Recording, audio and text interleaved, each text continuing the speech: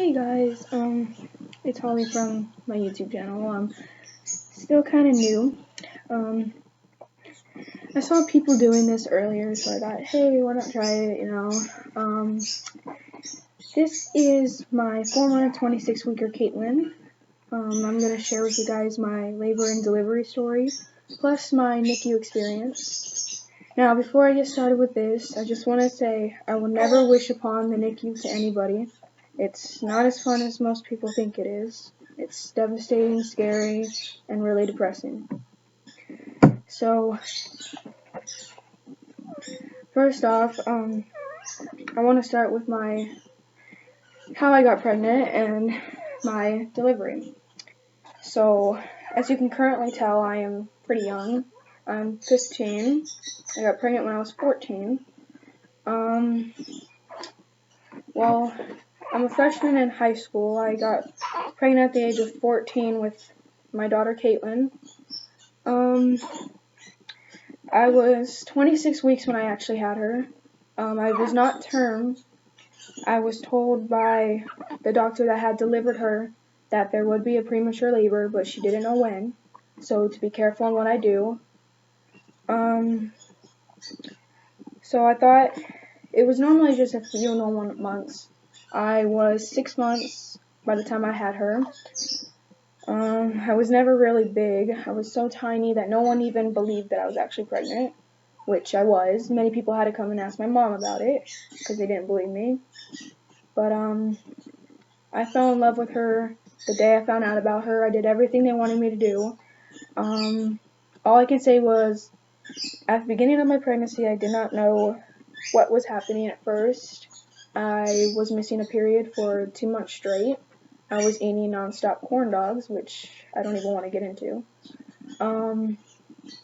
So I started feeling sick, but I never even had any morning sickness, to be honest. I told my mom about it, that I was missing a period. Too much information, I know, but she had my older sister Stephanie go and buy a pregnancy test for me, and it came back positive. At first, I read it right after I took it, which I shouldn't have, because you're supposed to wait, I think, 5-7 minutes for it to process. So the first time I saw it, it said negative, so I was perfectly fine. I was okay with it. I had nothing to worry about. But then, the minute that I went back to get it for my mom, it said positive. It scared me to the point where I started shaking and crying. I didn't know what to do. I didn't know who to tell, and I definitely did not know what was going to happen next. My boyfriend was at home at the time. He had nothing to do with it. He didn't know anything about it. He's still here today. But that's basically how it all started. But when I was during my pregnancy, I never wanted to eat, really. Normally, pregnant women want to eat 24/7. Always have cravings. I rarely did. I didn't really want to eat, but because of her, I knew I had to, so I forced myself to. I would always have visits on Wednesdays. Like, it's weird, every Wednesday, but she was born on a Monday, so it's funny because it was 2 days before my last appointment, before her due date.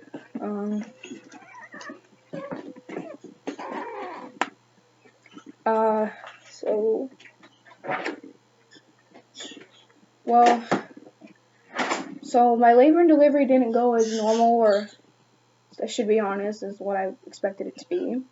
I thought it was just going to be like any other delivery, kind of like normal teens, or pregnancies, I should say. We go hours and hours of labor and contractions and pushing and everything, but for me, that didn't happen. So, I told my mom, like, on Friday. I had her on Monday. So I told my mom Friday that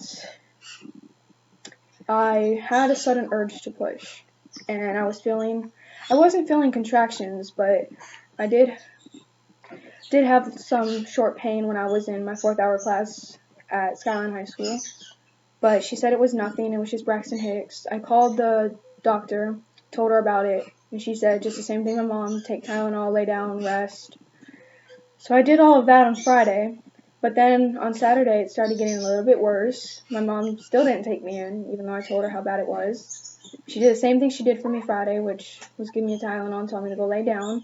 Well, I laid down for a while, And then Sunday night, it was okay, but right as soon as it was around 2 or 3 in the morning, actually, to be honest, I woke up in the middle of the night with really, really bad pains, to the point where I actually did start crying. I went in and told my mom about it, and she said, for the past 2 days, she's given me Tylenol and told me to go lay down again.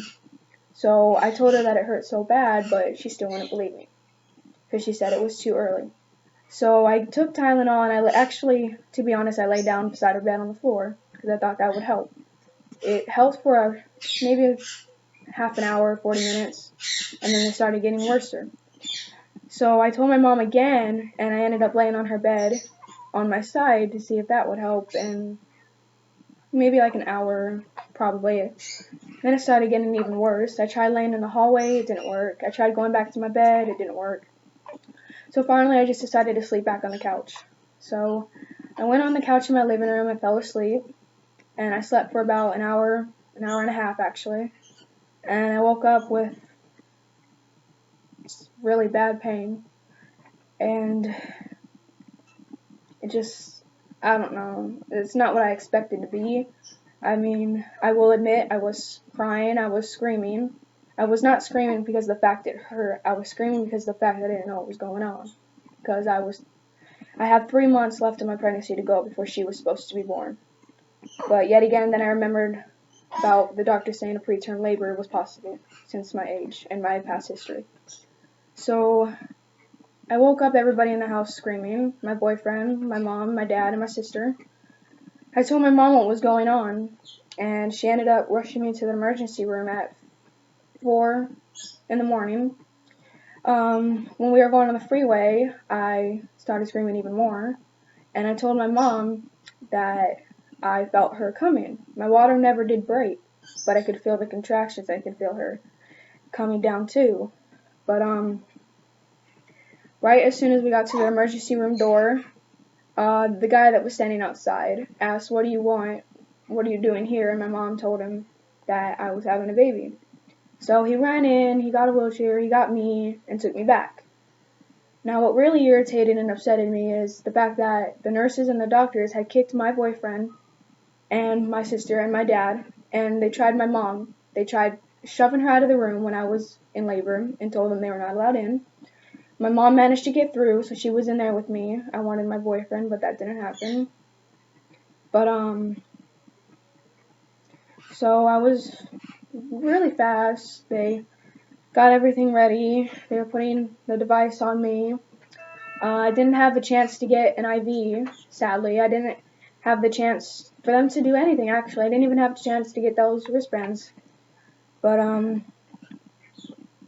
by the time the doctor got everything all ready, got her mask and gloves on, little Miss Caitlin was already born.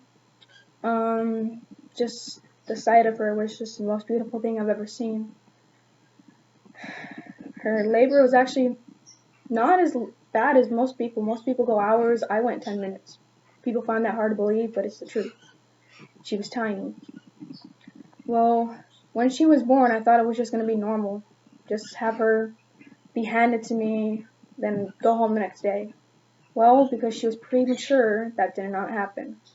Normal birth weight is probably 6 pounds and up. She was 2 pounds, 2 ounces. So very, very tiny. They took her away from me. Actually, they didn't know if she came out or not because my water and both came out at the same time. But as soon as they realized that she was out, they took her. And they took her to a table, checked her out. They had to put a tube down her throat.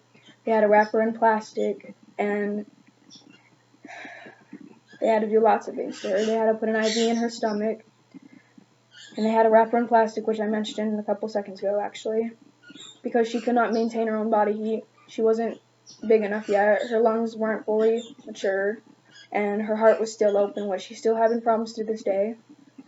And they took her away. I gave birth at not St. Joseph's. I went to Mountain Vista in Mesa. And they transported her over into St. Joseph's Medical Center in Phoenix. And that was really hard for me. I had to watch her leave in the helicopter, which I cried. So, with my NICU journey, trust me, it's hell. The NICU is hell. You don't ever want to be in there, and you should be thankful to have a term baby.